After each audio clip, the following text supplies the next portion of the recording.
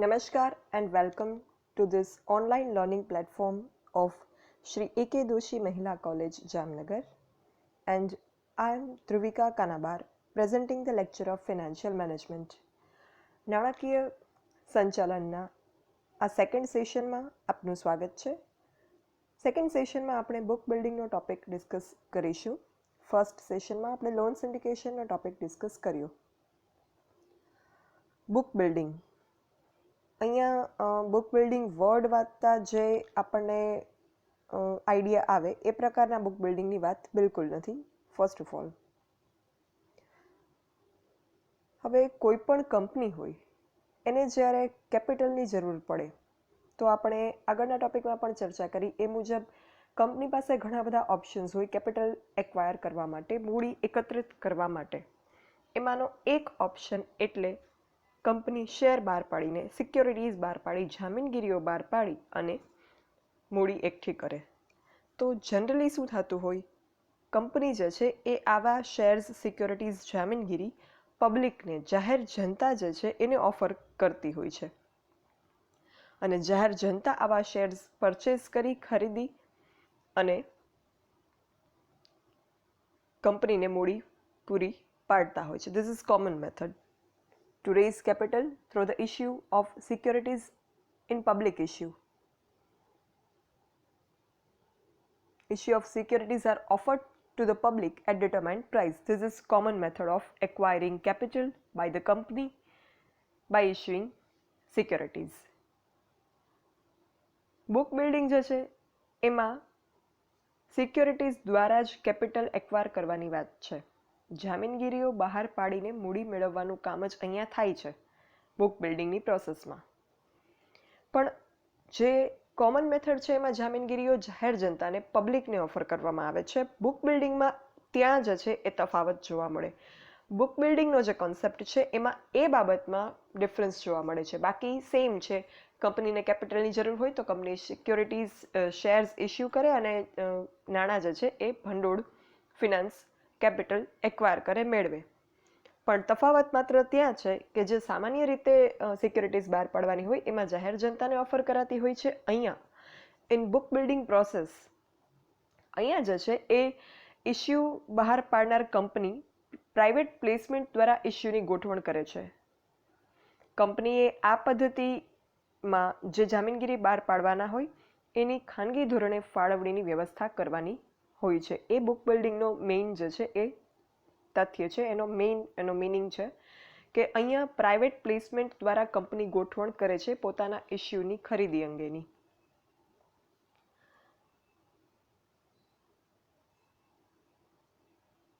હવે આ પ્રોસેસ જે છે એ વર્ક કઈ રીતે કરે, આખી બુક બિલ્ડિંગ પ્રોસેસ જે છે આ ખ્યાલ ભારતીય નાણાં બજાર માટે, ઇન્ડિયન મની માર્કેટ માટે આ એક ન્યૂલી ઇમર્જિંગ કોન્સેપ્ટ છે, એક નવો વિકસી રહેલો ખ્યાલ છે. યુરોપ અને અમેરિકાના બજારમાં આ પદ્ધતિનો ઉપયોગ જે છે એ બહુ પોપ્યુલર છે, બટ આપણા માટે ઇન્ડિયામાં આ ખ્યાલ જે છે એ થોડો હજી ઇમર્જિંગ સ્ટેજમાં છે. હવે અહીંયા થાય શું, ઇસ્યુ જે છે એ બહાર પાડનાર કંપની પ્રાઇવેટ પ્લેસમેન્ટ દ્વારા ગોઠવણ કરે. એ કઈ રીતે વર્ક કરે એ સિસ્ટમ, એની જો વાત કરીએ તો અહીંયા જામીનગીરીઓની જે કિંમત છે એ કિંમત પહેલાંથી અગાઉથી નક્કી નથી હોતી. પ્રોસ્પેક્ટસમાં અધરવાઇઝ જાહેર જનતાને કંપની શેર બહાર પાડતી હોય તો એમાં કિંમત લખેલી હોય, but in book building method અહીંયા જામીનગીરીની કિંમત અગાઉથી નક્કી નથી હોતી. પણ જામીનગીરીની કિંમત તો નક્કી કઈ રીતે થાય, એના માટે જે છે એ યોગ્ય કિંમતો મેળવવા કંપની ઇસ્યુ અંગે ઓપન એડવર્ટાઇઝમેન્ટ કરે, જાહેરાત કરે. અહીંયા જાહેર જનતાની કિંમત જે છે એ ભાવિ રોકાણકાર જે કંપનીના ઇસ્યુમાં રોકાણ કરશે એ રોકાણકારો અને સંસ્થાઓ જે છે એ આ માટે કેટલી કિંમત ચૂકવવા તૈયાર થાય છે એના આધારે નક્કી કરવામાં આવે છે. અહીંયા રોકાણકારો ઇન્ડિવિજ્યુઅલ્સ પણ હોઈ શકે અને સંસ્થાઓ પણ હોઈ શકે, એટલે કોઈ પણ સંસ્થાકીય રોકાણકાર પણ અહીંયા હોઈ શકે. એક વ્યક્તિગત રોકાણકાર હોય અને એક સંસ્થા હોય, એ રોકાણ કરે કંપનીના શેરમાં તો એ થયું સંસ્થાકીય રોકાણ, તો એ પણ હોઈ શકે. એટલે જામીનગીરીઓની કિંમત પહેલાંથી નક્કી ન કરતા અહીંયા કેટલી કિંમત રોકાણકારો ચૂકવવા તૈયાર થાય છે એના આધારે જે છે એ પછી આગળ ઉપર એ કિંમત જામીનગીરીઓની નક્કી થતી હોય છે. હવે અહીંયા જે છે એ કંપની એક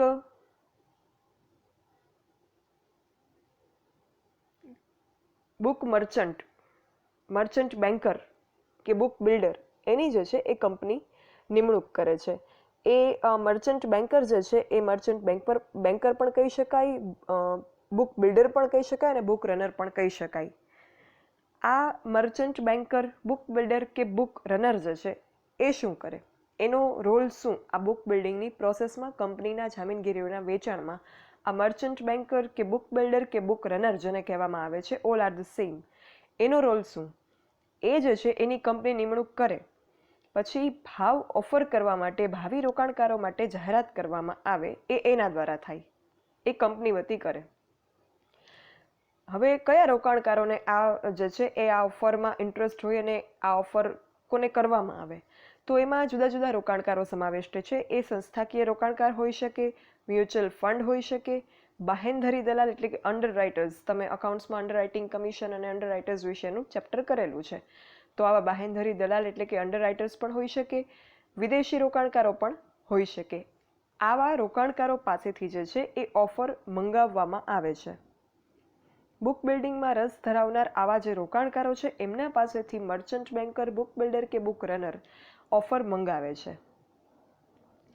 પછી જે છે એ આ બધા રોકાણકારોએ જે ભાવ ઓફર કર્યા હોય એની ભારિત સરેરાશ કાઢવામાં આવે. વેઇટેજ એવરેજ જેને તમે કહો છો, તમે સ્ટેટિસ્ટિક્સમાં આ કેલ્ક્યુલેશન કરો છો, વેઇટેજ એવરેજ મેથડ. આ વેઇટેજ એવરેજ ભારિત સરેરાશ જે છે એ રોકાણકારોએ ઓફર કરેલા ભાવની કાઢવામાં આવે, કેલ્ક્યુલેટ કરવામાં આવે અને એ રીતે જે ભાવ નક્કી થાય એ ભાવે જે છે પછી ઓફર કરનાર રોકાણકારોને શેરની વહેંચણી કરવામાં આવે. આ રીતે જે છે એ બુક બિલ્ડિંગની પ્રોસેસ વર્ક કરતી હોય છે.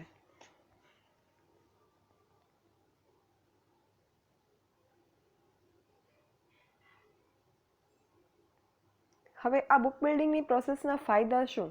આ રીતે જે છે એ સિક્યોરિટીઝ વેચવાના ફાયદા શું?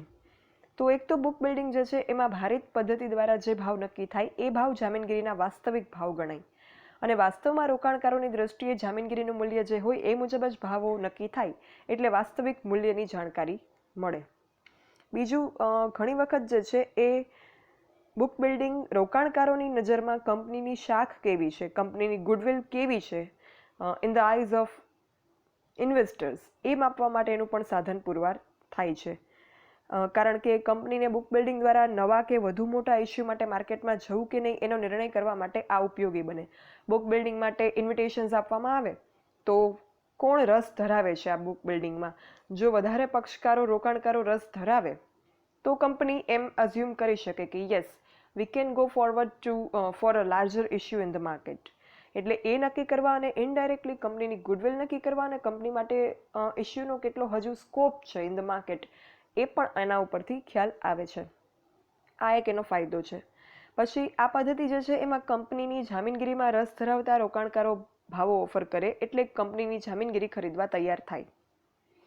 પ્રતિષ્ઠિત અને જૂની કંપનીઓ જે છે પોતાની મહત્વકાંક્ષી યોજના માટે જામીનગીરીના ઊંચામાં ઊંચા ભાવો અહીંયા મેળવી શકે. બિકોઝ જે ઓલરેડી રેપ્યુટેડ કંપનીઝ છે એમાં રોકાણ કરવા માટે સંસ્થાકીય રોકાણકાર હોય, મ્યુચ્યુઅલ ફંડ હોય, અંડરરાઇટર્સ હોય કે વિદેશી રોકાણકારો એ લોકો ઉત્સુક હશે, એ લોકો રેડી હશે two invest in that company which is old and prestigious. તો એવા સંજોગોમાં એમને જામીનગીરીના ઊંચામાં ઊંચા ભાવ મળી જાય છે.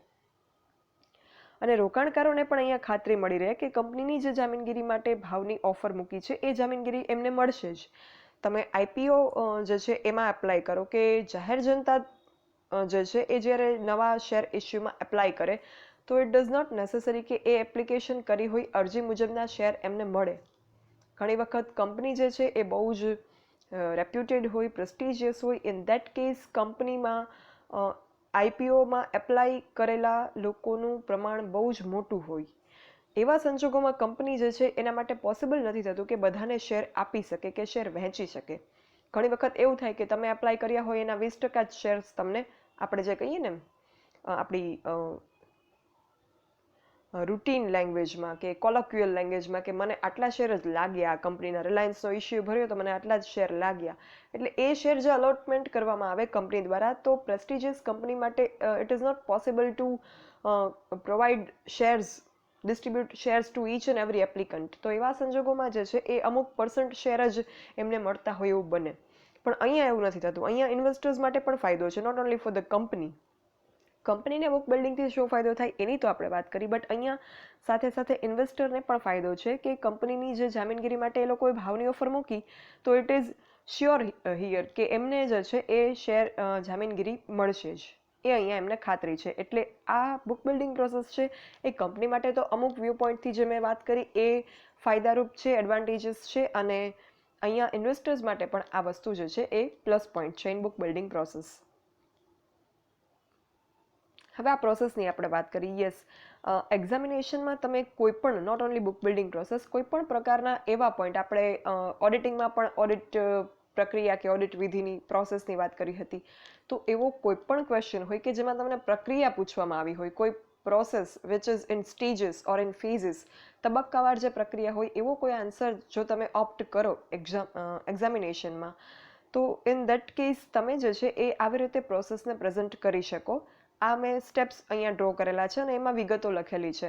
એટલે આના ઉપરથી શું ખ્યાલ આવશે કે આ એક પ્રોસેસ છે, પગથિયા છે. તો આ પ્રોસેસમાં તમે આ રીતે બનાવી શકો અને 1 2 3 નંબર પણ આપેલા છે. So it goes from down to up. આ જે પ્રોસેસની બુક બિલ્ડિંગની વાત કરી, એક્સપ્લેન કર્યું, એના ઉપરથી તમને સમજાઈ ગયું હશે. અહીંયા જે છે એ ફર્સ્ટ સ્ટેપ નીચે છે.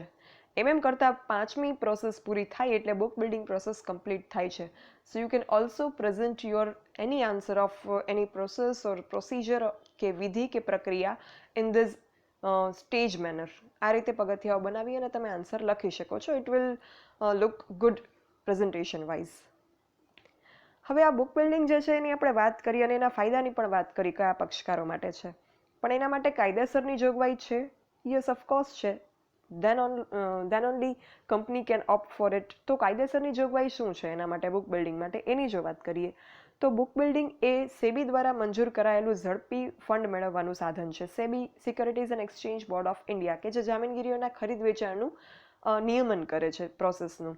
તો સેબીએ આને જે છે એ અપ્રુવલ આપેલી છે. 1 નવેમ્બર 1995, 1 નવેમ્બર 1995થી સેબીએ ભારતીય બજારમાં એને માન્ય ગણેલ છે. So for India the concept is new and emerging. ફોરેનમાં આ કોન્સેપ્ટ જે છે બહુ પોપ્યુલર છે. શરૂમાં ઇસ્યુ જે છે, સ્ટાર્ટિંગમાં જ્યારે સેબીએ મંજૂરી આપી આ બુક બિલ્ડિંગ પ્રોસેસને ભારતીય બજારમાં ફ્રોમ 1 નવેમ્બર 1995, ત્યારે જે છે એ ઇસ્યુ 100 કરોડ રૂપિયા કે એનાથી વધારે કિંમતનો હોય ત્યારે જ બુક બિલ્ડિંગનો ઉપયોગ કરી શકાય એવી જોગવાઈ હતી, પ્રોવિઝન એવું હતું. પછી 2000માં સેબીએ જે છે એ આ માર્ગદર્શિકા રદ કરી અને એટ પ્રેઝન્ટ વર્તમાનમાં કોઈ પણ કંપની બુક બિલ્ડિંગ દ્વારા શેરની વહેંચણી કરી શકે, ઇરરિસ્પેક્ટિવ ઓફ ઇસ્યુની પ્રાઇસ કે ઇસ્યુની કિંમત શું છે એ અહીંયા જે છે એ ધ્યાનમાં રાખ્યા વગર એની company can distribute shares by book building process. પણ આ પ્રોસેસમાં એ ન ભૂલવું કે સેબીની જોગવાઈનું ચુસ્ત પાલન કરવાનું રહે. અમાઉન્ટ ઇસ્યુની જે છે એ કોઈ લિમિટેશન્સ હવે નથી રહી. એની amount of issue can be distributed as book building process but by following provisions of SEBI. આ પદ્ધતિએ ઇસ્યુ બહાર પાડનાર કંપની જે છે એ પૂરી રકમ જાહેર જનતાને પણ આપી શકે અથવા 75% બુક બિલ્ડિંગથી ભાવ આપનારને અને 25% જાહેર જનતાને આપી શકે. આ પ્રકારના પણ પ્રોવિઝન્સ છે. એટલે અહીંયા બુક બિલ્ડિંગ પ્રોસેસમાં પણ એવી જોગવાઈઓ પણ છે કે if the company wants to offer shares to general public then also it can happen. તો આ જે છે એ બુક બિલ્ડિંગની પ્રોસેસ છે, જામીનગીરીઓના વેચાણ માટેની એક innovative concept. So the session ends here. Thank you. જો કોઈને કંઈ ડાઉટ કે ક્વેરી હોય, you can write me on this mail dbk.dhruvika@gmail.com. Thank you.